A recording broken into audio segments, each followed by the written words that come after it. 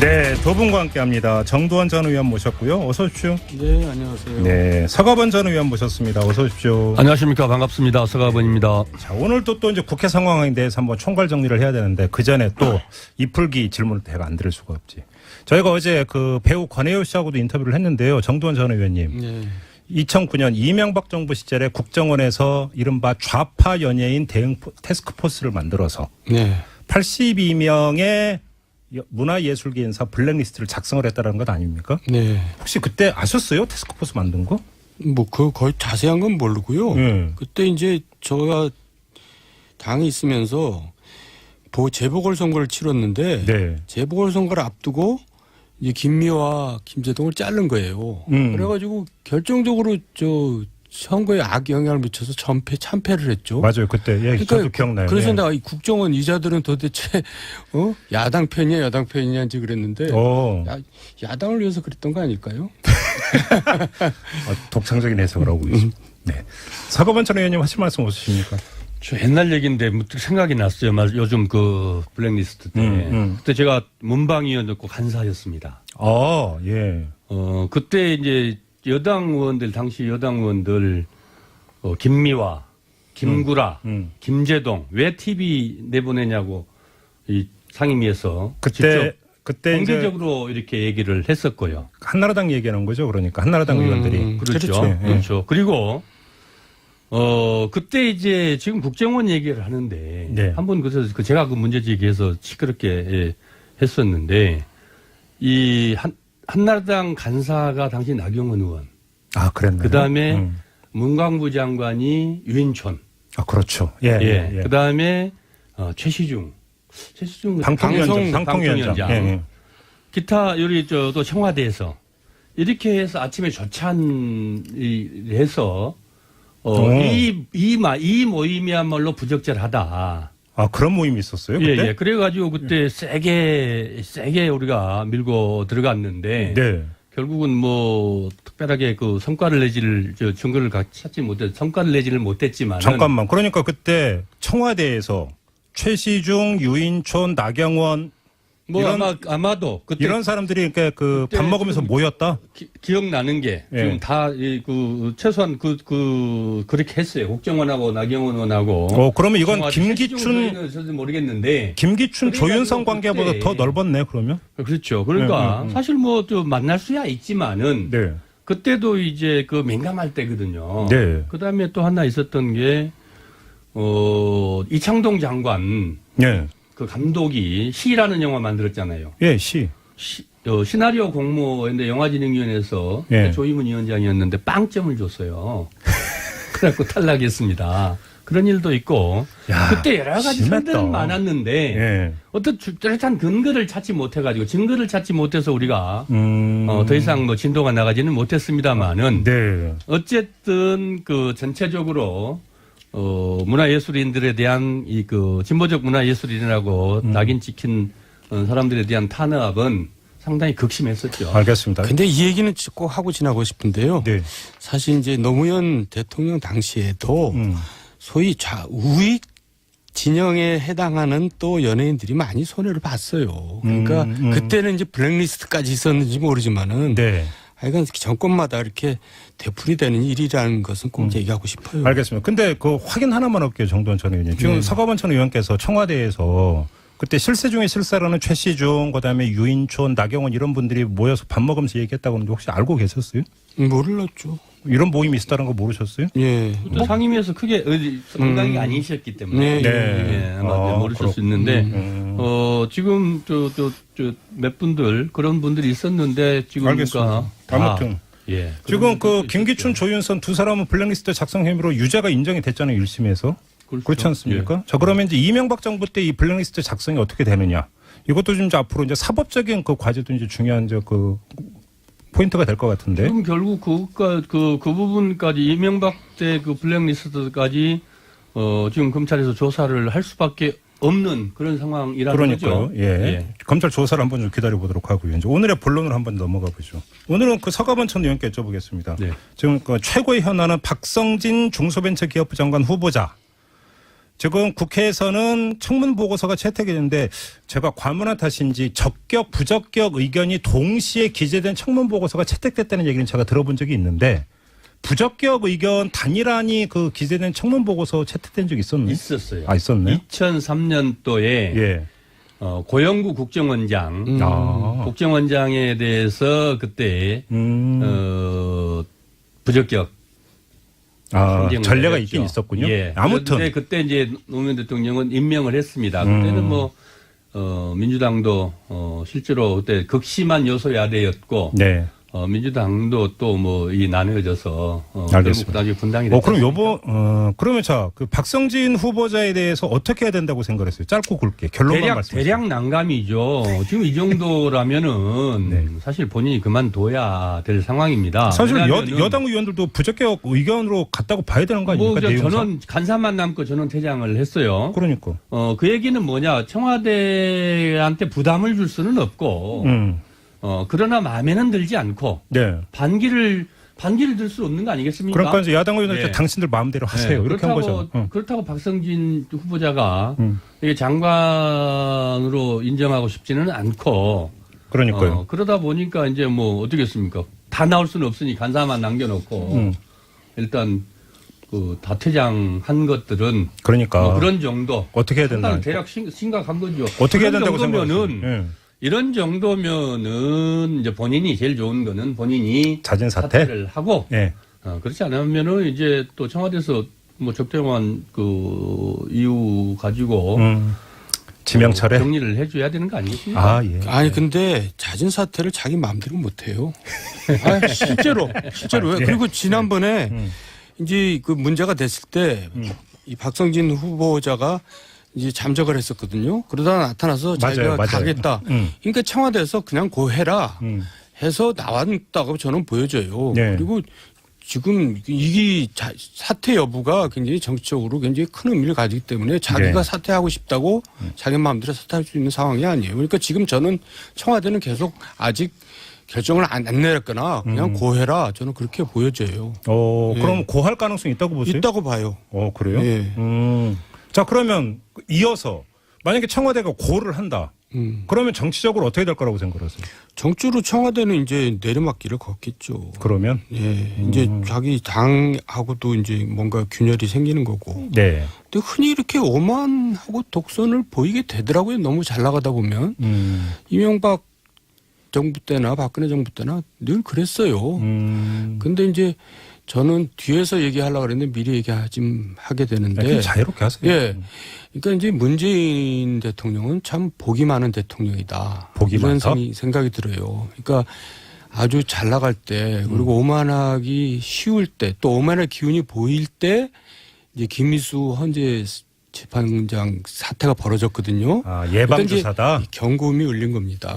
그래서 내가 이렇게 가서는 안 되겠구나라는 거를 이제 미리 울려준 거죠. 네. 굉장히 운이 좋은 겁니다. 예. 그래서 뭔가 예. 이제 현실을 받아들이고 이제 정말 정치적으로 유연하게 갈 때 이 지지율이 계속 유지가 되면서 뭔가 잘 풀려나가겠죠. 근데 그렇지 않고 박성진 이건 마무리니까 난 확실하게 그냥 원래대로 원한 대로 하겠다 그러면은 이명박 박근혜 가는 길을 가는 거죠. 근데 아까 이제 말씀 주셨듯이 청와대에서 그때 잠수 탔을 때 며칠 있다가 다시 나왔다 청와대에서 묵인한 거다라고 했는데 그때까지는 그럴 수 있습니다. 왜냐하면은 우리가 이제 사실 지금 야당에서 인사청문회를 가지고 지금 정치를 하고 있는 거 아니겠습니까? 네네.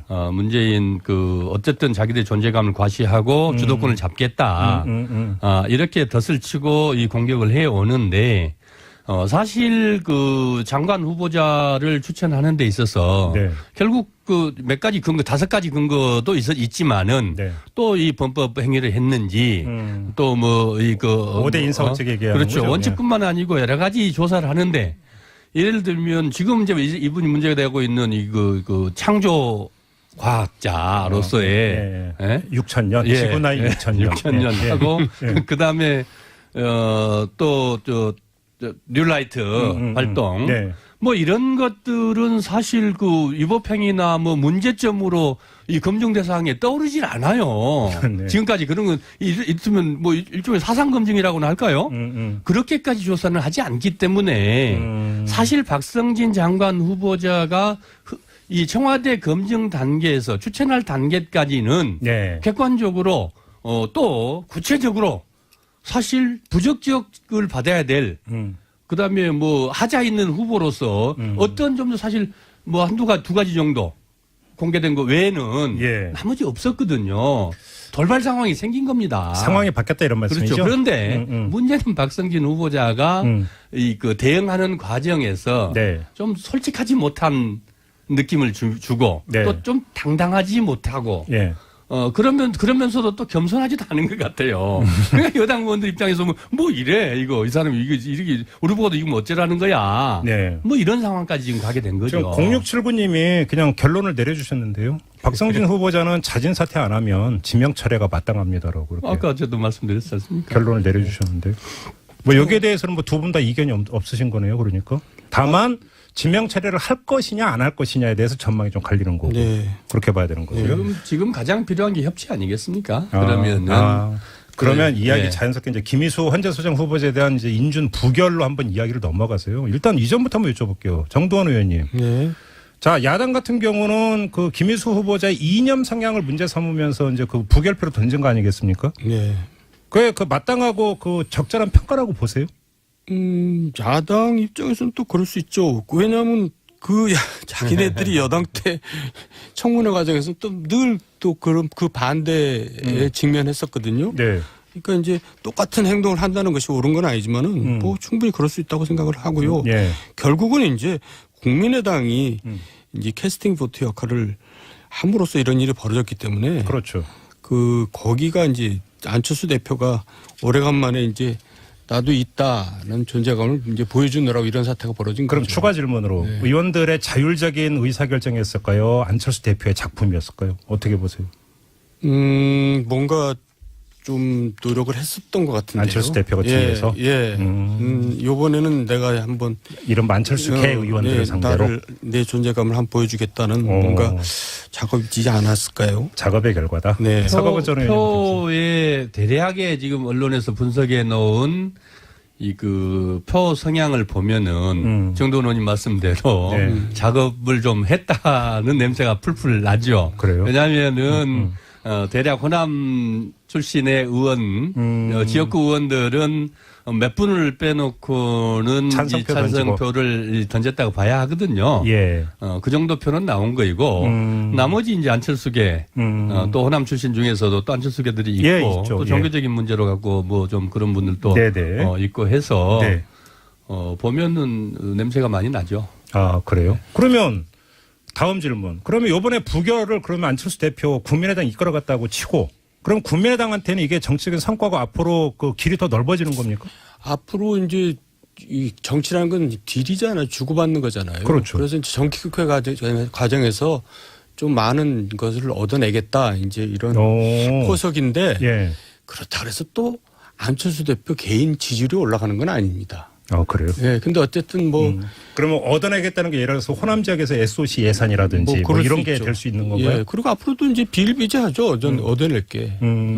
정기국회 과정에서 많은 입법이 있고 예산도 있고 이제 하니까. 우원식 원내대표의 주장에 따르면 그래서 국민의당에서는 딜의 대가로 유영진 식약처장, 뭐 탁형민 선임 행정관, 뭐 이제 그 해임, 예. 뭐 이런 걸 요구를 했었다라고는 주장도 우원식 원내대표는 했었는데요. 그 서가번 전 의원님 어떻게 보세요? 뭐 충분히 저는 뭐 김동철 원내대표는 부인했습니다마는 우원식 원내대표 말씀이 뭐 허무맹랑하다 이렇게 보지는 않죠. 충분히 이 정도의 서로 이 그 논의는 충분히 오갈 수 있었다. 특히 국민의당 김동철 원내대표 입장에서 보면은 충분히 있다고 봐야죠. 그러나 그래요? 이제 이거를 굳이 깔 필요는 있었을까? 이건 뭐 논의로 하더라도요. 어쨌든 그런데. 지금 아까 말씀드린 대로 이게 지금 정확하게 이 정치 게임을 하고 있는 거거든요. 이게 또 이니셔티브를 지겠다는 거 아니겠습니까? 특히 국민의당 입장에서는 그 덫에 사실 그 민주당이 좀 걸렸죠. 걸렸다. 예. 그리고 현실이 또 그렇게 돼 있어요. 그러니까 그 현실을 인정하고 정치를 해야죠. 민주당은 청와대도 그렇고. 그리고 또 국회는 원래 주인이 다수 여당이 아니라 소수 야당이 주인이더라고요. 제가 옛날부터 보면은. 네네네. 그러니까 이제 소수 야당이 반대하면 다수 여당이 달래가면서 이렇게 줘가면서 끌고 가는 거지. 네. 일방적으로 그렇게 하지 않았어요. 군사정권 때도요. 그러니까 이 현실을 인정을 안 하는 것 같으니까 인정해달라고 지금 이제 한번 제동을 걸은 거고요. 일종의 시위네요, 그러니까. 저는 그 현실을 인정하지 않으면은 오히려 정부 여당의 손해라고 생각합니다. 사실 이번에 직권 상정을 했잖아요. 네. 깜짝 놀랐어요, 사실은. 원래 근데 예고도 했던 거 아니에요? 왜냐하면은 이번에 이제 홍준표 대표가 장외투쟁을 조기에 거둬들이고 들어왔지 않습니까? 그렇죠. 일전 불사하겠다고 지금 들어온 거거든요. 예.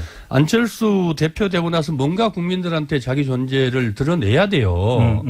그러면은 국민의당이 하고 최소한 국민의당과 합의하에서 회군한 것이다. 들어가야 되는데 이게 합의가 다 그렇게 생각을 했죠. 근데 합의하지 않는 상태에서 합의하지 않는 상태에서 직권 상정을 한 거거든요. 아니 그러니까 이게 자유한국당이 장외투쟁을 끝내고 국회로 돌아오자마자 제일 먼저 한 게 바로 인준 표결이었어요. 그러니까요. 바로 그날. 이게 직권 상정을 해서 네. 임명동의안 포결을 붙일 사안은 아니라는 대단히 위험한 사안이었죠. 그때 최소한 국민의당과는 합의서를 작성을 하고 지금 민주당 말씀하시는 거죠? 직권 상정을 해서는 안 되는 거예요. 이 건은. 근데 어쨌든 뭐 정책 판단에 미스가 있었다는 어쨌든 도둑이 들으면 죄도 안 짓는다고 이런 여러 가지 좀 그런 상황 판단들이 조금씩 그렇게. 그래요? 근데 저는 우원식 원내대표가 당연히 그 국민의당 의원 일일이 다 확인을 했을 거예요. 아니 저희가 마땅히 했어야 되고. 어제 강원식 원내대변인하고 인터뷰를 했는데 바로 그날 점심 때 김동철 국민의당 원내대표로부터 찬성표가 최소 20표는 된다라는 얘기를 들었다라고 저희 인터뷰에서 얘기를 했어요. 그렇게 지금 저도 원내 수석을 해서 많은 협상을 했습니다마는 이 그 원내에 최소한 합의 과정들이 있거든요. 개원을 한다든지 그다음에 투표를 들어가다든지 이런 것들은 여야가 서로 야당 때 저도 저희들이 했잖아요. 그러면은 여당은 어떻게 해서든지 그 통과를 시켜드리게 하던 책임이 있고 그러면 야당한테 뭔가 반대 국부를 좀 줘야 되잖아요. 서로 협상이니까 협상에서 공짜가 어디가 있겠습니까? 줘야죠. 그런데 지금 일일이 개인들한테 확인을 했다는 것은 당연히 그 정도 안 하고 할 수는 없어요. 표계산을 그러나 그거는 그걸 확신했다? 그걸 믿었다? 그래서 이번 사태는 세 가지가 합의 과정이 있어야 세 가지가 이제 합해서 나온 일인데 청와대의 오만, 여당의 무능, 불성실, 안철수의 오기가 뭉쳐가지고 이제 이 사태가 벌어진 거죠. 알겠습니다. 자, 그러면 조금만 더 나가보죠. 지금 그러면 또 인준 표결이 하나 더 있습니다. 김명수 대법원장 후보자에 대한 인준 표결이 있어야 되는데 역시 또 캐스팅 보트는 지금 그 자유한국당하고 바른정당하고 벌써 그 반대 입장 표명을 했고 그럼 또 국민의당의 입장에 따라서 이게 갈리는 거잖아요.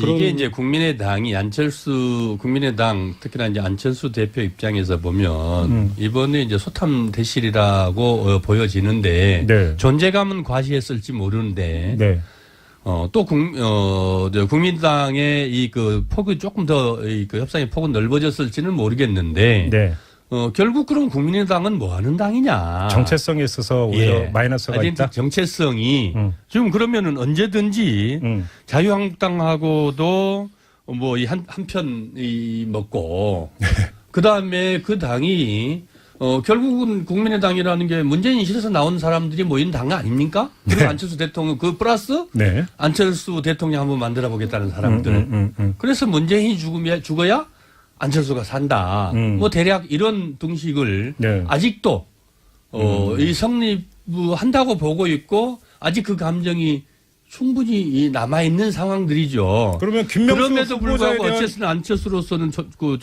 정치를 해야 되는데 그러면 무엇 때문에 자기가 정치를 해야 되고 무엇 때문에 대통령이 돼야 되는지에 대해서 국민들에게 이번에 김민수 소장을 낙마시킴으로써 또 김명수 잠깐만요. 그러면 좀 정리를 하면 서가번 의원께서는 국민의당이 그러면 김명수 대법원장 후보자에 대해서도 반대표를 던질 가능성이 아직 있다 이렇게 보시는 뭐 거예요? 있을 수는 있지만은 예. 상당히 부담될 것이다. 부담되고 고민 많이 해야죠. 정도원 의원님 어떻게 보세요? 그러니까 정부 여당이 네. 김희수 사태를 계기로 해서 좀 현실적이 돼야 될 필요가 있다고 저는 말씀드렸고요. 예. 이제 겉으로는 서로 비난전을 하고 있지만은 저는 정부 여당이 뭔가 달래기 위해서 양보를 좀 해야지. 다시 한번 김명수 부결이 되면은 이건 정말 이제 자, 그러면 예.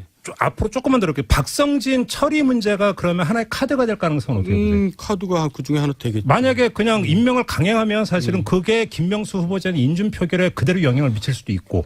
아주 얘기 잘하셨네요. 제가 이제 그 얘기를 한번 해볼까 했습니다. 네, 하세요. 예. 그러니까 동감이라는 거죠. 예. 예, 그렇게 될 가능성이 그런 높죠. 충분히 시그널이 되고요. 예. 지금 이제 이런 국면들을 보면서 서로 여야가 청와대는 청와대로, 여당은 여당대로, 야당은 야당대로 서로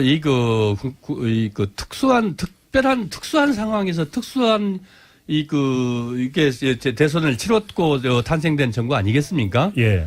서로 정파적 이해가 있고 또 요구가 있기는 하겠지, 지지자들 요구가 있긴 하겠지만은 네. 어쨌든 최소한 협치를 통해서 국민들에게 그래도 좀 달라지고 우리들을 위한 정치다.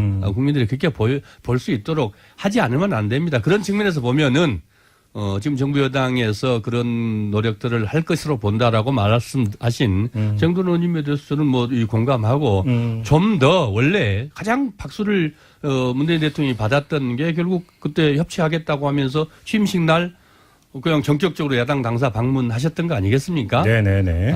물론 여야 영수회담에다 그래도 나는 안 가겠다, 쇼 안 하겠다고 안 오는 홍준표 대표가 더 큰 문제가 되긴 합니다만은 그래도 참고 협치의 참아라. 정신으로 국민을 보고 정치를 가야 된다고. 근데 또 하나 점검할 게 안철수 대표가 무슨 이야기를 하냐면 기자들하고 만나서 강경화 외교부 장관하고 4강 대사 교체된다고 지금 이야기를, 이것도 사실은 이례적인 발언인 것 같은데 이 발언을 액면 그대로 받아들이면 안철수 대표는 앞으로 당분간 대여, 그다음에 대문재인 정부 강공 드라이브를 계속 걸겠다. 특히 인사 문제에 관한 한. 네. 이걸 선언한 것으로도 해석을 해야 되는 거 아닙니까? 물론 제가 봐도 좀 무리하게 보여요. 무리하다? 예. 예. 너무 또 무리하면 또 본인한테 손해죠. 근데 어쨌든 예. 지금 그런 강공 일변도로 가겠다는 것을 이제 강하게 지금 나 지금 이렇게 하려 그러거든.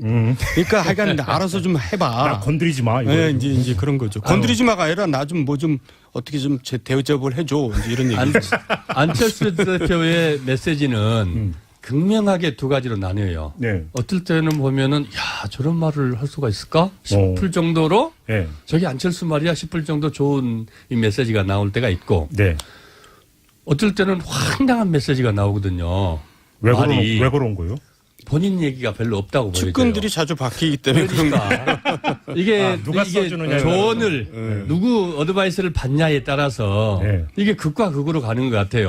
네. 이번에 안철수 강경화 대표가- 장관과 4대 대사 네. 이게 이 사퇴해라.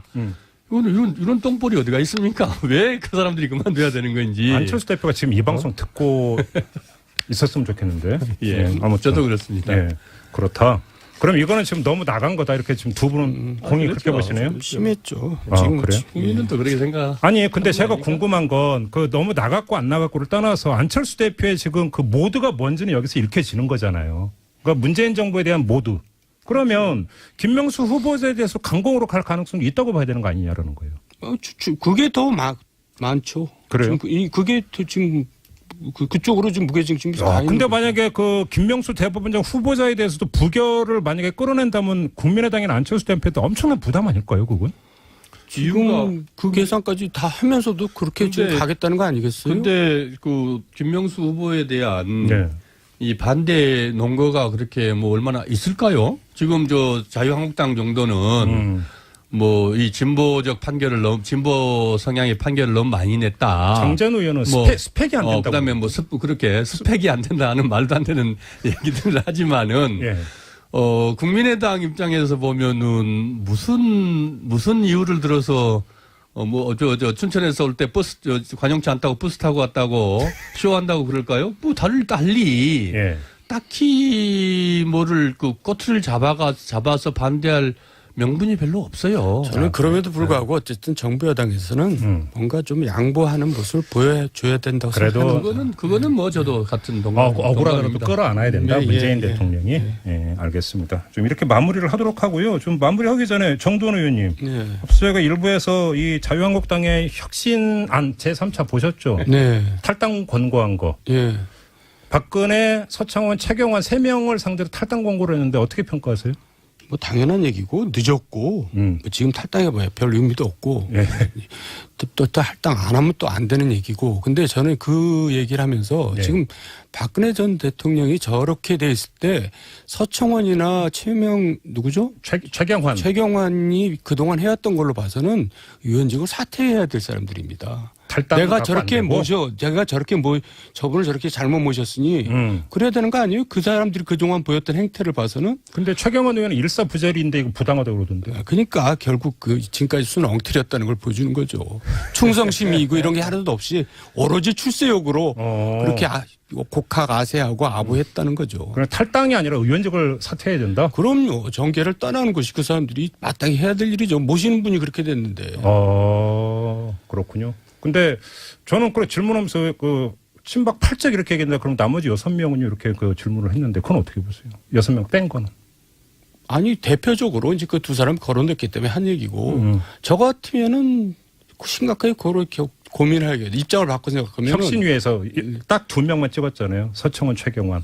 근데 이제 바른정당으로 간 사람들은 친박 8적이라고 규정한 바가 있었잖아요. 윤상현 의원이나 이런 분들. 뺐길래 한 번 좀 여쭤보는 하도 거죠. 이제 얘기가 오래돼가지고 지금 네. 기억에도 가물가물한데 네. 상징적인 두 사람으로서 이제 정리되는 것 같아요. 근데 만약에 탈당을 거기서 제명을 한다고 한번 가정을 해보면 자유한국당이 좀 탈색을 하는데 조금이라도 도움이 되긴 될까요? 뭐 늦었죠. 역시 단호하셔. 알겠습니다. 자, 이렇게 직설 마무리하고 두 분과 인사 나누겠습니다. 서가번 전 의원, 정두환 전 의원 두 분과 함께했습니다. 고맙습니다. 네. 감사합니다. 네, 두 분과 함께합니다. 정두환 전 의원 모셨고요. 어서 오십시오. 네, 안녕하세요. 네, 서가번 전 의원 모셨습니다. 어서 오십시오. 안녕하십니까. 반갑습니다. 서가번입니다. 자, 오늘도 또 이제 국회 상황에 대해서 한번 총괄 정리를 해야 되는데 그 전에 또 이풀기 질문을 제가 안 드릴 수가 없지. 저희가 어제 그 배우 권혜요 씨하고도 인터뷰를 했는데요. 정두환 전 의원님. 네. 2009년 이명박 정부 시절에 국정원에서 이른바 좌파 연예인 대응 태스크포스를 만들어서 네. 82명의 문화예술계 인사 블랙리스트를 작성을 했다는 것 아닙니까? 네. 혹시 그때 아셨어요? 태스크포스 만든 거?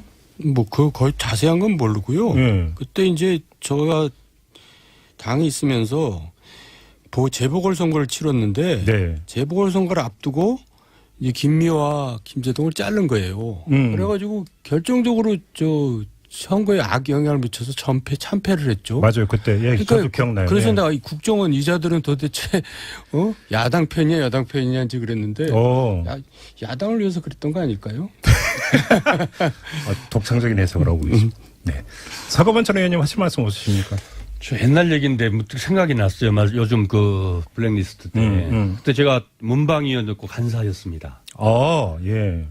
그때 이제 당시 여당 의원들, 김미화, 김구라, 김재동, 왜 TV 내보내냐고 이 상임위에서 그때 공개적으로 이렇게 얘기를 했었고요. 한나라당 얘기하는 거죠. 그러니까 한나라당 의원들이. 그렇죠. 그렇죠. 그리고 그때 이제 지금 국정원 얘기를 하는데 네. 한번 그래서 제가 그 문제 제기해서 시끄럽게 했었는데 이 한나라당 간사가 당시 나경원 의원. 그랬나요? 그다음에 문광부 장관이 유인촌. 그렇죠. 예. 그다음에 최시중 방통위원장. 예. 기타 요리 또 청와대에서 이렇게 해서 아침에 조찬 해서 이 모임이야말로 부적절하다.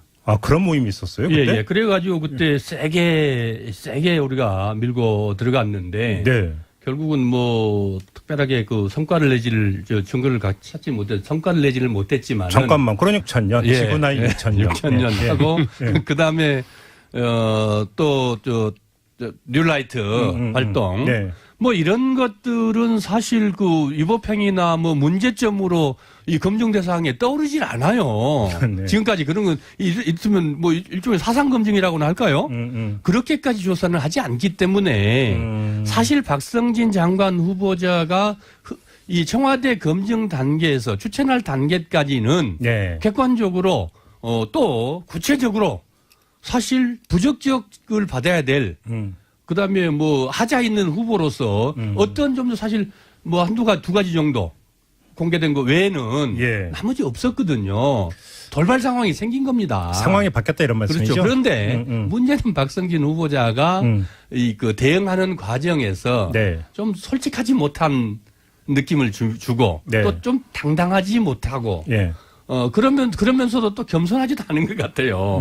그러니까 여당 의원들 입장에서 뭐 이래 이 사람이 이게 우리 보고도 이거 뭐 어쩌라는 거야. 네. 뭐 이런 상황까지 지금 가게 된 거죠. 지금 0679님이 그냥 결론을 내려주셨는데요. 박성진 후보자는 자진 사퇴 안 하면 지명 철회가 마땅합니다라고 그렇게 아까 저도 말씀드렸지 않습니까? 결론을 내려주셨는데 뭐 여기에 대해서는 뭐 두 분 다 이견이 없으신 거네요. 그러니까 다만 지명 철회를 할 것이냐 안 할 것이냐에 대해서 전망이 좀 갈리는 거고 네. 그렇게 봐야 되는 거고요. 지금 가장 필요한 게 협치 아니겠습니까?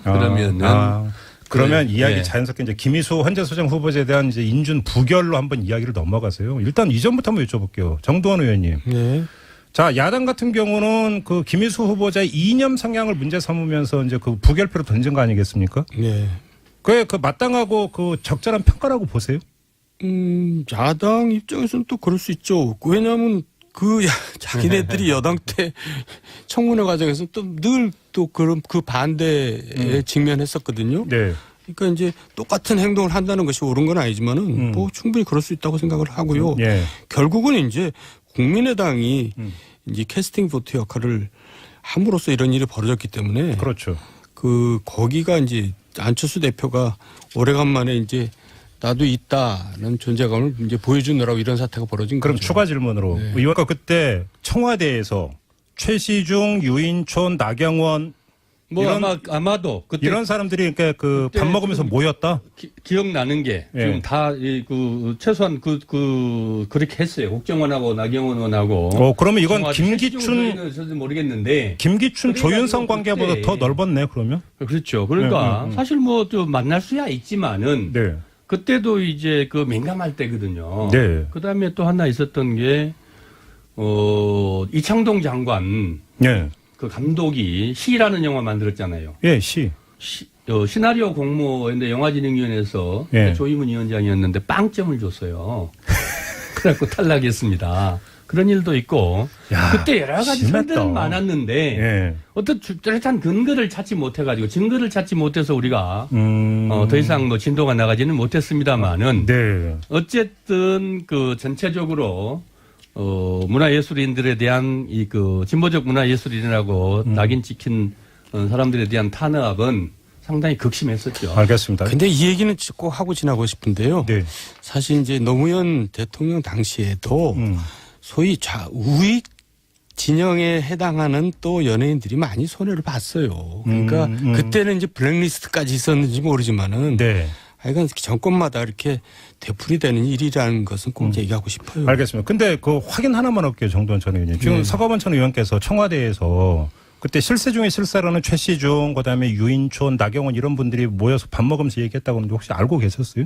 몰랐죠. 이런 모임이 있었다는 거 모르셨어요? 예. 또 상임위에서 크게 상당히 아니셨기 때문에 네. 예, 아마 모르실 수 있는데 지금 몇 분들 그런 분들이 있었는데 지금 알겠습니다. 그러니까 아무튼 예. 지금 그 김기춘, 조윤선 두 사람은 블랙리스트 작성 혐의로 유죄가 인정이 됐잖아요. 1심에서. 그렇지 않습니까? 예. 자, 그러면 이제 이명박 정부 때 이 블랙리스트 작성이 어떻게 되느냐? 이것도 좀 이제 앞으로 이제 사법적인 그 과제도 이제 중요한 그 포인트가 될 것 같은데. 그럼 결국 그 부분까지 이명박 때 그 블랙리스트까지 지금 검찰에서 조사를 할 수밖에 없는 그런 상황이라는 거죠. 그러니까요. 예. 검찰 조사를 한번 좀 기다려 보도록 하고요. 이제 오늘의 본론으로 한번 넘어가 보죠. 오늘은 그 서가번 전 의원께 여쭤보겠습니다. 네. 지금 그 최고의 현안은 박성진 중소벤처기업부 장관 후보자. 지금 국회에서는 청문 보고서가 채택이 됐는데 제가 과문한 탓인지 적격, 부적격 의견이 동시에 기재된 청문 보고서가 채택됐다는 얘기는 제가 들어본 적이 있는데 부적격 의견 단일안이 그 기재된 청문 보고서 채택된 적 있었나요? 있었어요. 아, 있었네. 2003년도에 예. 고영구 국정원장, 국정원장에 대해서 그때 부적격 전례가 있긴 있었군요. 예. 아무튼 그때 이제 노무현 대통령은 임명을 했습니다. 그때는 뭐 민주당도 실제로 그때 극심한 요소의 아래였고 네. 민주당도 또 뭐 이 나뉘어져서 알겠습니다. 결국 나중에 분당이 됐죠. 그러면 그 박성진 후보자에 대해서 어떻게 해야 된다고 생각했어요? 짧고 굵게 결론만 말씀해 주세요. 대략 난감이죠. 지금 이 정도라면은 네. 사실 본인이 그만둬야 될 상황입니다. 사실 왜냐하면은 여당 의원들도 부적격 의견으로 갔다고 봐야 되는 거 아닙니까? 내용상? 저는 간사만 남고 저는 퇴장을 했어요. 그러니까. 그 얘기는 뭐냐? 청와대한테 부담을 줄 수는 없고, 그러나 마음에는 들지 않고, 네. 반기를 들 수 없는 거 아니겠습니까? 그러니까 이제 야당 의원들 네. 당신들 마음대로 하세요. 네. 이렇게 한 거죠. 그렇다고 박성진 후보자가 이게 장관으로 인정하고 싶지는 않고, 그러니까요. 그러다 보니까 이제 뭐 어떻겠습니까? 다 나올 수는 없으니 간사만 남겨놓고, 일단 다 퇴장한 것들은 그러니까 그런 정도. 어떻게 해야 된다. 대략 심각한 거죠. 어떻게 해야 된다고 생각하세요? 이런 정도면은 이제 본인이 제일 좋은 거는 본인이 자진 사퇴를 하고 예. 그렇지 않으면은 이제 또 청와대에서 뭐 적정한 그 이유 가지고 지명철에 정리를 해줘야 되는 거 아니겠습니까? 아 예. 아니 근데 자진 사퇴를 자기 마음대로 못 해요. 아, 실제로 왜? 예. 그리고 지난번에 이제 그 문제가 됐을 때 이 박성진 후보자가 이제 잠적을 했었거든요. 그러다가 나타나서 자기가 맞아요. 가겠다. 그러니까 청와대에서 그냥 고해라 해서 나왔다고 저는 보여져요. 네. 그리고 지금 이게 사퇴 여부가 굉장히 정치적으로 굉장히 큰 의미를 가지기 때문에 자기가 네. 사퇴하고 싶다고 자기 마음대로 사퇴할 수 있는 상황이 아니에요. 그러니까 지금 저는 청와대는 계속 아직 결정을 안 내렸거나 그냥 고해라 저는 그렇게 보여져요. 예. 그럼 고할 가능성이 있다고 보세요? 있다고 봐요. 그래요? 예. 자, 그러면 이어서 만약에 청와대가 고를 한다. 그러면 정치적으로 어떻게 될 거라고 생각하세요? 정치로 청와대는 이제 내리막길을 걷겠죠. 그러면 예. 이제 자기 당하고도 이제 뭔가 균열이 생기는 거고. 네. 근데 흔히 이렇게 오만하고 독선을 보이게 되더라고요. 너무 잘 나가다 보면. 이명박 정부 때나 박근혜 정부 때나 늘 그랬어요. 근데 이제 저는 뒤에서 얘기하려고 그랬는데 미리 하게 되는데. 그냥 자유롭게 하세요. 예. 그러니까 이제 문재인 대통령은 참 복이 많은 대통령이다. 복이 이런 많다? 생각이 들어요. 그러니까 아주 잘 나갈 때 그리고 오만하기 쉬울 때 또 오만할 기운이 보일 때 이제 김미수 헌재 재판장 사태가 벌어졌거든요. 예방주사다. 그러니까 경고음이 울린 겁니다. 그래서 내가 이렇게 가서는 안 되겠구나라는 거를 이제 미리 울려준 거죠. 네. 굉장히 운이 좋은 겁니다. 예. 그래서 뭔가 예. 이제 현실을 받아들이고 이제 정말 정치적으로 유연하게 갈 때 이 지지율이 계속 유지가 되면서 뭔가 잘 풀려나가겠죠. 근데 그렇지 않고 박성진 이건 마무리니까 난 확실하게 그냥 원래대로 원한 대로 하겠다 그러면은 이명박 박근혜 가는 길을 가는 거죠. 근데 아까 이제 말씀 주셨듯이 청와대에서 그때 잠수 탔을 때 며칠 있다가 다시 나왔다 청와대에서 그 묵인한 거다라고 했는데 그때까지는 그럴 수 있습니다. 왜냐하면은 우리가 이제 사실 지금 그 야당에서 인사청문회를 가지고 지금 정치를 하고 있는 거 아니겠습니까? 네네. 문재인 어쨌든 자기들의 존재감을 과시하고 주도권을 잡겠다. 이렇게 덫을 치고 이 공격을 해 오는데 사실 그 장관 후보자를 추천하는 데 있어서 네. 결국 몇 가지 근거, 5가지 근거도 있지만은 네. 또 이 범법 행위를 했는지 또 뭐 5대 인사원칙 얘기하는 그렇죠. 거죠. 원칙뿐만 아니고 여러 가지 조사를 하는데 예를 들면 지금 이제 이분이 문제가 되고 있는 그 창조 과학자로서의 예.